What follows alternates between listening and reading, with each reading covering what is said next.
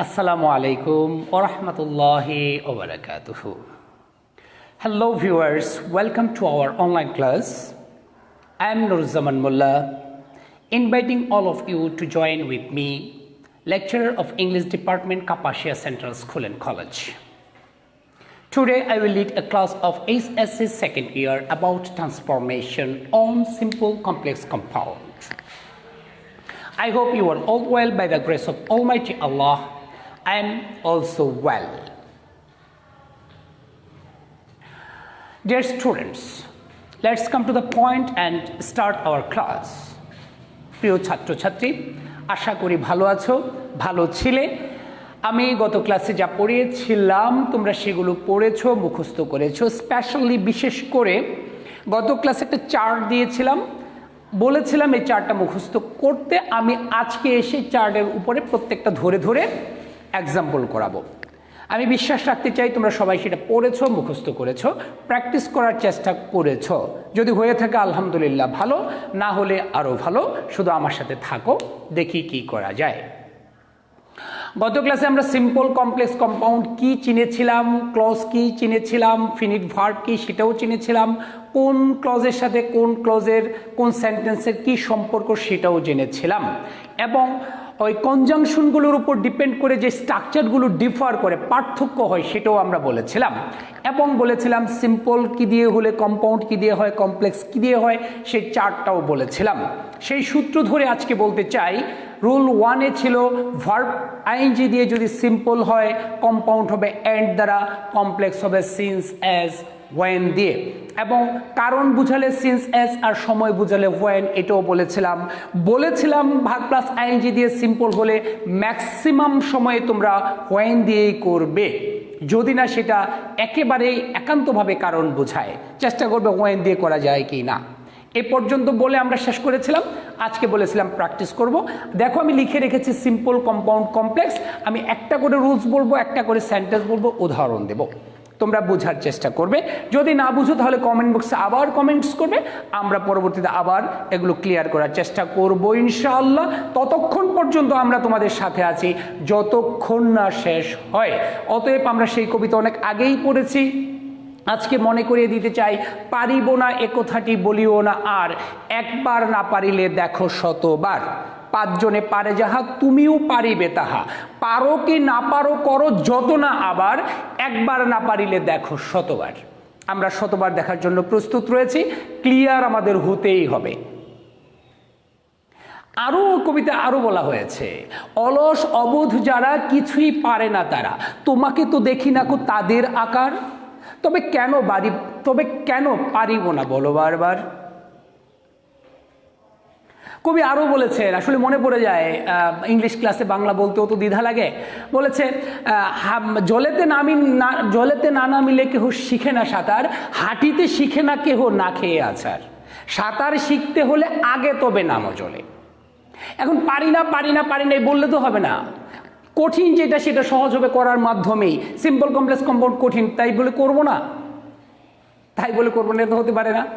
করবই, জয় আমাদের হবেই, হতেই হবে, সহজ কথা, ঠিক আছে। আরেকটা কথা বলেছিলাম, সহজভাবে চিন্তা করো, সবকিছু সহজ হয়ে যাবে ইনশাআল্লাহ। আমরা চলো শুরু করি। ভার্ব প্লাস আইএনজি দিয়ে যদি সিম্পল হয়, যেমন তোমাদের বই থেকে আমি সেন্টেন্সটা নিই। একটা সেন্টেন্স দেখো, লেখা আছে standing by the window the girl looked out. দেখো, standing by the window, standing by the window comma the girl looked out. Look at the board, একটু ভালো করে বোঝার চেষ্টা করো। সিম্পল সেন্টেন্স, কেন সিম্পল সেন্টেন্স? এতগুলো বারবার বলতে গেলে তো সমস্যা। সেন্টেন্স একটাই, যে এখানে শুধু একটা সাবজেক্ট একটা ফিনিট ভার্ব রয়েছে, এখানে কোনো সাবজেক্ট ফিনিট ভার্ব নেই, এই কারণে এটা সিম্পল সেন্টেন্স। এটাকে কম্পাউন্ড করব, দেখতে হবে শুরু হয়েছে ভার্ব প্লাস আইএনজি দিয়ে, তার মানে কি এন্ড দ্বারা কম্পাউন্ড হবে। সাবজেক্টটা কি? The girl. সাবজেক্টটা কি? দ্য গার্ল, আমরা সাবজেক্ট পাইলাম। এবার এই ভার্বটাকে আমরা ওই টেন্সের আলোকে বসাবো। ওই টেন্স কি? লুকড, ভার্ব টু, তাহলে এটাকে স্ট্যান্ডার্ড স্টুড করবো, STOOD, স্টুড, তারপরে কমা পর্যন্ত, বাই দ্য উইন্ডো, কমা কমা উঠে গিয়ে কি বসবে? অ্যান্ড। এখন লক্ষণীয় বিষয় কালকে বলেছিলাম সাবজেক্ট সেম, ওইখানেও দা গার্ল এখানেও দা গার্ল, যেহেতু সাবজেক্ট সেম হয়ে গেছে দ্বিতীয়বার আর সাবজেক্টটা আসবে না, শুধু and looked out, looked out. মিলেছে? কালকের কথার সাথে মিলেছে? হ্যাঁ মিলেছে। যদি মিলে থাকে তাহলে কমপ্লেক্স, কমপ্লেক্স কি বলেছিলাম আমরা? বলেছি ভার্ব প্লাস আইএনজি দিয়ে আমরা হোয়েন দ্বারাই করবো, সহজ কথা। তাহলে আমরা হোয়েন দিয়ে করি, when, when the girl, when the girl stood by the window, এই যে এই অ্যান্ডটা উঠে যাবে, অ্যান্ডটা উঠে গিয়ে কি কমা, অ্যান্ডটা উঠে গিয়ে কি কমা, আবার সাবজেক্ট আসবে। সাবজেক্ট কি দা গার্ল লেখা যাবে? না, দা গার্ল লেখা যাবে না, এখানে লিখতে হবে শি লুকড আউট। কেন দা গার্ল লেখা যাবে না? কারণ একটা সেন্টেন্সে দুইটা নাউন ব্যবহার করা যাবে না, সেটা প্রোনাউন দিতে হবে। তাহলে when the girl looked out, মানে when the girl stood by the window, যখনই বালিকাটি জানালার পাশে দাঁড়িয়েছিল, শি লুকড আউট, সে বাইরে তাকিয়েছিল। আশা করি পারবে। এখন আসো, যদি কম্পাউন্ড সেন্টেন্সটা হয় তাহলে আমার চিন্তা করতে হবে অ্যান্ড দ্বারা কম্পাউন্ড হয়েছে, তার মানে ভার্ব প্লাস আইএনজি দিয়ে কি করতে হবে? সিম্পল করতে হবে। তখনই আগের সেন্টেন্সের এই সাবজেক্ট একবার সাবজেক্ট নিতে হবে, এই স্টুডটাকে কি করতে হবে? আইএনজি। আর স্টুডটাকে আইএনজি, যে কোনো ভার্বকে আইএনজি করতে হলে প্রেজেন্ট ফর্মের সাথে করতে হয়। তাহলে স্ট্যান্ডিং বাই দ্য উইন্ডো, অ্যান্ডের জায়গায় কমা, এখানে শুধু দা গার্ল লুকড আউট। মানে যেটাকে যেভাবে করবে সেটাকে সেভাবে করতে হবে। আশা করি বুঝতে পেরেছ। 2 নম্বর রুলস কি ছিল? 2 নম্বর রুলস কি ছিল? By plus verb plus ING, তাই তো? হ্যাঁ, by plus verb plus ING, এটাকে বলা হয় by plus gerund, by plus gerund. দেখো, by,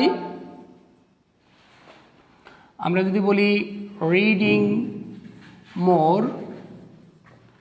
you can make a good result. By reading more, অধিক পড়ে, you can make a good result, তুমি একটা ভালো রেজাল্ট করতে পারো। ভালো রেজাল্ট কখন করতে পারো? যখন তুমি বেশি বেশি পড়বে। এখন বলেছিলাম by plus gerund, that means by এর পরে ভার্ব প্লাস আইএনজি যদি সিম্পল হয়, আমরা বলেছিলাম ইম্পারেটিভ এন্ড, অ্যান্ডটা বসবে কোথায়? এই যে কমা বরাবর এসে অ্যান্ড বসবে, তার আগে ইম্পারেটিভ করতে হবে। এটাকে সহজ করে ইম্পারেটিভ করে দেই। সহজ করে ইম্পারেটিভ করলে আগের বাই কেটে দিবা, পরের আইএনজি কেটে দিবা, যা থাকবে সেটার নাম ইম্পারেটিভ। তাহলে ইম্পারেটিভটা কি থাকলো? রিড। কি থাকলো? রিড। কমার আগ পর্যন্ত লেখো, রিড মোর, কমার পরিবর্তে অ্যান্ড, পরে যা আছে তা, you can make a good result. এর থেকে সহজ কিছু হয়? এত অর্থ বোঝার দরকার নেই, এত অর্থ বোঝার কোনো দরকার নেই। অর্থ কম বুঝো, তুমি শুধু সূত্রটা ফলো করো, তাহলেই হবে। By plus verb plus ING আছে, তুমি বাই কেটে দাও, আইএনজি কেটে দাও, যা থাকবে তা কমা পর্যন্ত লিখো, কমার পরবর্তী অ্যান্ড বসাও, পরবর্তী পুরা ক্লজটা লিখে দাও। কমপ্লেক্স কি বলেছিলাম? কমপ্লেক্স বলেছিলাম ইফ বসাইতে হবে। কি বসাইতে হবে? ইফ। সাবজেক্ট কি আছে? সাবজেক্ট আনো, ইফ ইউ, ইফ ইউ, তারপর ফার্স্ট ক্লোজ, ফার্স্ট ক্লোজ কি? রিড। ক্লোজ করতে হলে read more, if you read more, এই অ্যান্ড বসবে না, কমা, কমার পরে পরে যা আছে অ্যান্ড কিন্তু আবার দিতে হবে, you can make a good result. তাহলে by reading more you can make a good result, compound read more and you can make a good result. আর ইফ ইউ রিড মোর, যদি তুমি ভালো পড়ো, you can make a good result. আশা করি বুঝতে পেরেছ। একটু এদিকে দিবেন, এখানে আসলে যাতে দেখা যায়। আচ্ছা, থার্ড রুলস কি ছিল? থার্ড রুলস ছিল without plus verb plus ING, without plus verb plus ING আমরা বলেছিলাম। তাহলে দেখো, যদি বলি without eating vegetables, comma, you can not get vitamins. আমরা যদি বলি উইদাউট ইটিং ভেজিটেবলস, শাকসবজি না খেয়ে, you can not get vitamin, তুমি ভিটামিন পেতে পারো না। শুরু কি দিয়ে হয়েছে? শুরু হয়েছে without plus verb plus ING দিয়ে। এটাকে ইম্পারেটিভ করতে হবে। ইম্পারেটিভ করার সূত্র কি? উইদাউট কেটে দাও, আইএনজি কেটে দাও, থাকবে কি? ইট। ইট কমা পর্যন্ত লিখো, ইফ ভেজিটেবলস, তারপরে এটার পরিবর্তে কি বলেছিলাম? অর। উইদাউট যদি হয় ইম্পারেটিভ অর, বাই যদি হয় imperative and, imperative and, or পরে যা আছে তা, you can not get vitamin. Complex কি বলেছিলে? ইফ। সাবজেক্ট, সাবজেক্ট কি? ইউ। তারপর বলেছিলাম সূত্র নেগেটিভ, এখন নেগেটিভ দেখতে হবে এই যে ক্যান নট যেহেতু আছে প্রেজেন্ট টেন্স, তাহলে ইফ ইউ প্রেজেন্ট টেন্স যেহেতু don't, if you don't eat vegetables comma you can not get vitamin. এই নেগেটিভটা ডিপেন্ড করবে, যদি ওখানে কুড নোট থাকতো তাহলে এখানে আমরা কি দিতাম, ডিড নট দিতাম। যেহেতু ক্যান নট আছে প্রেজেন্ট টেন্স আমরা ডু নট দিয়েছি। মানে প্রিন্সিপাল ক্লসের উপর ডিপেন্ড করবে টেন্সটা ডিপেন্ড করবে কি প্রিন্সিপাল ক্লসের উপর। তাহলে without eating vegetables you can not get vitamin, compound eat vegetables or you can not get vitamin. আর if you don't eat vegetables, যদি তুমি ভেজিটেবলস না খাও you can not get vitamin, তুমি ভিটামিন পাবে না বা পেতে পারো না। আশা করি বুঝতে পেরেছ। 4 নম্বর রুলস কি ছিল? হ্যাঁ, ইনস্পাইট অফ ডেসপাইট, সত্ত্বেও। এটা বাংলা কি, এগুলো আমরা লিঙ্কার্স যখন পড়ি তখন এগুলোর বাংলা বুঝতে হয়। সত্ত্বেও,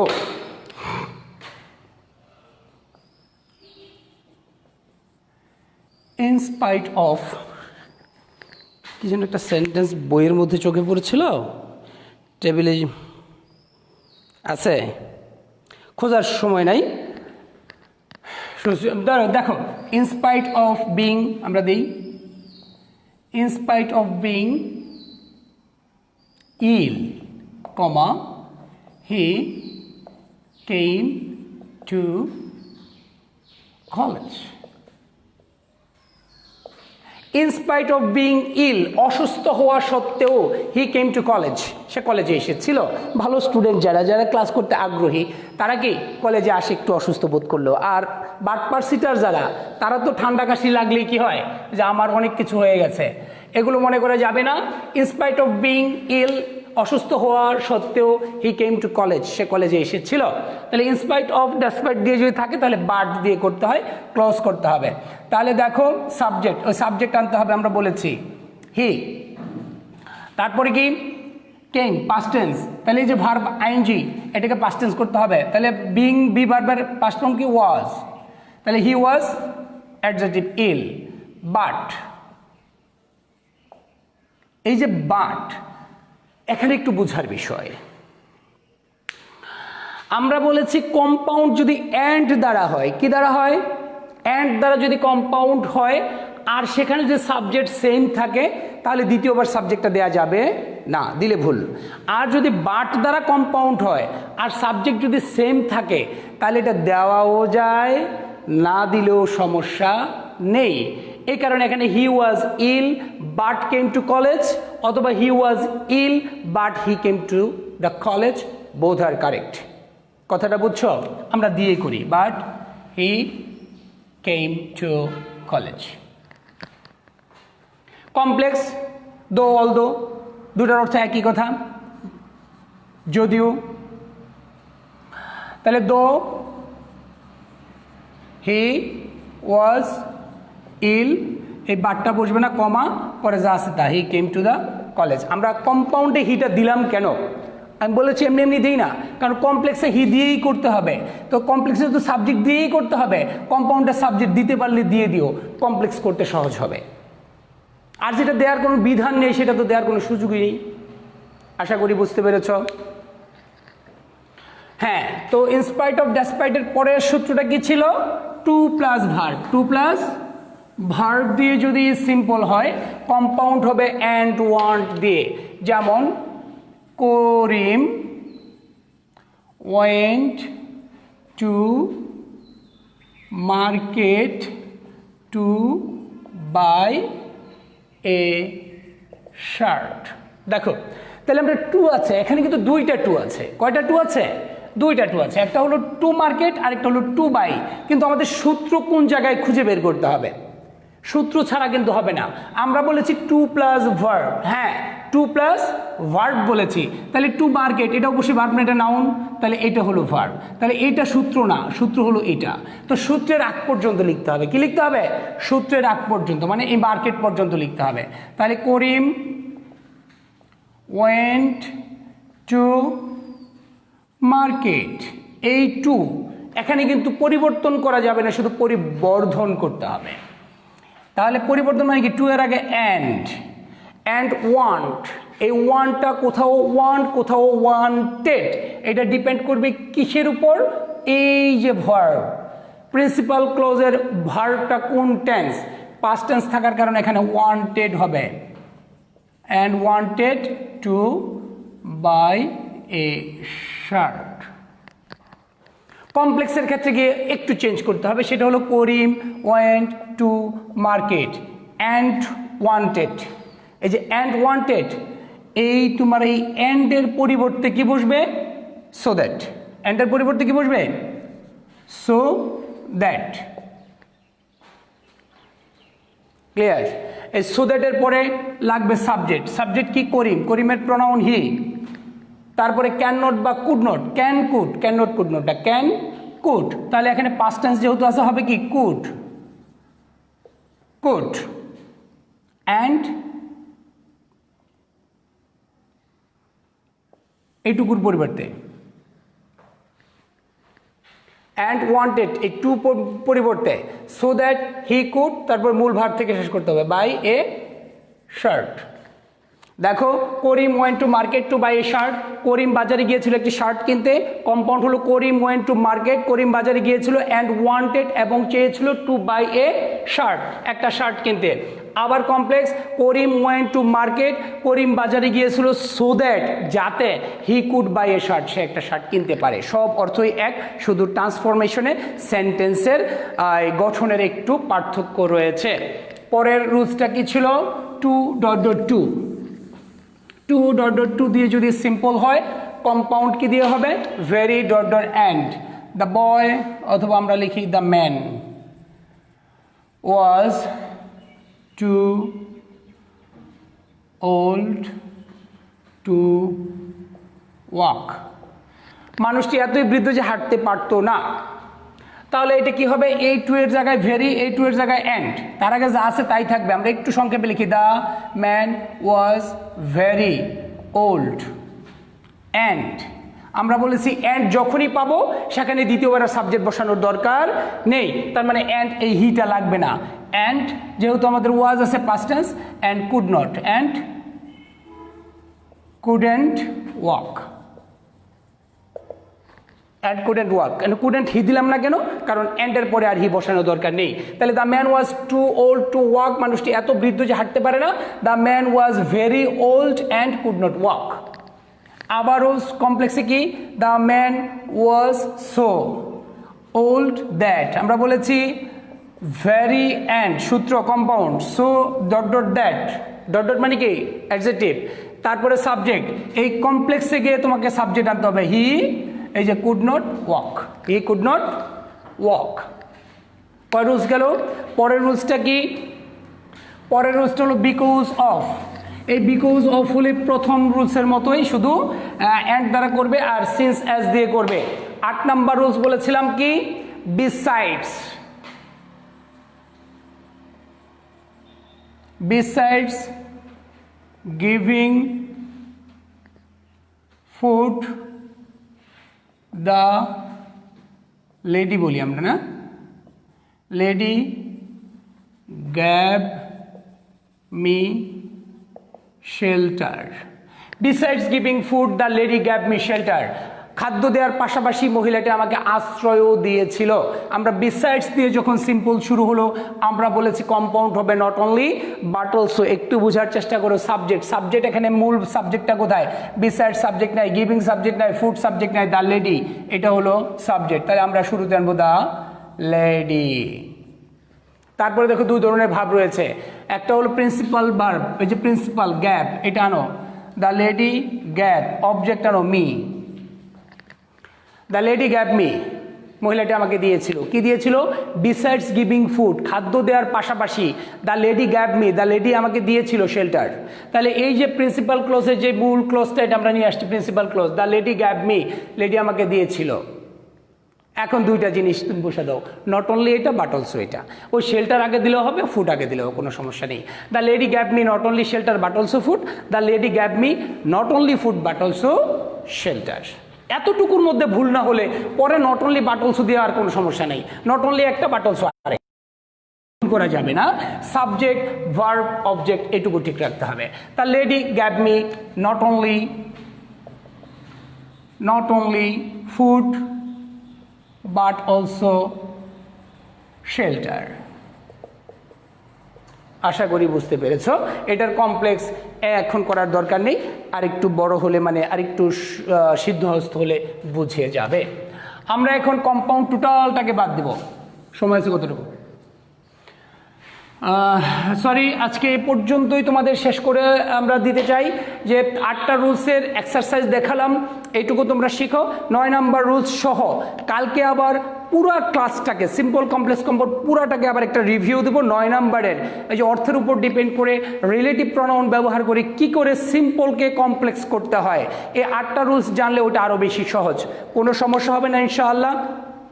প্র্যাকটিসের সাথে থাকো, পড়াশোনার সাথে থাকো, বুঝার চেষ্টা করো, বুঝে বুঝে করার চেষ্টা করো, মুখস্থ করো সূত্র, কোনো সেন্টেন্স মুখস্থ করতে যেও না। বারবার একটা কথা বলি, সূত্রগুলো মুখস্থ করো, ট্রাই করো তৈরি করার বুঝে বুঝে। আশা করি সফল হবেই, ভুল হলে ভয়ের পাওয়ার কোনো কারণ নেই। তোমরা সেটাও জানো, failure is the pillar of success and practice makes a man perfect.